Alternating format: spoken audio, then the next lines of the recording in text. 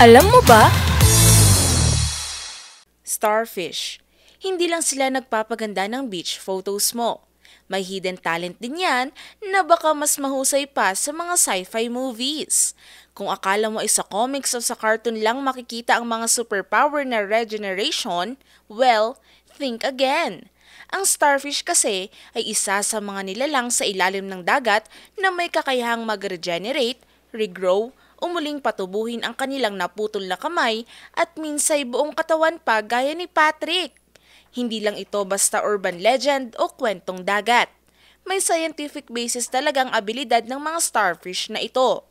Ayon sa National Institutes of Health at Denver Zoo, ang regenerative ability ng starfish ay maaaring maging defense mechanism nila laban sa predators. Ang kakayahan nilang ito ay nag-evolve 500 million years na ang nakakaraan. Halimbawa, kapag kinain o pinutulan sila ng bahagi ng kanilang braso, pwede nila itong patubuin muli sa loob ng ilang linggo hanggang buwan. Depende sa uri ng starfish at kondisyon ng kanilang kapaligiran. Ang mas nakakabilib pa rito, may mga uri ng starfish, gaya na lamang ng comet starfish, na kayang bumuo ng panibagong buong katawan mula sa isang naputol na braso lang.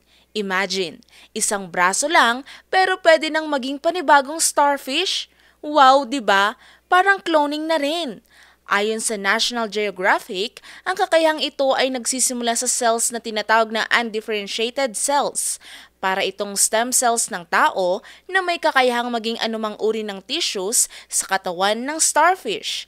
Kapag nasugatan sila, aktibo ang mga cells na ito sa pag-aayos at pagpapatubo ulit ng naputol na parte. Ikaw, gusto mo rin bang maging starfish na kapag nasugatan o nawalan ng parte ng katawan, kaya nitong pagalingin ang sarili? Ngayon, alam mo na!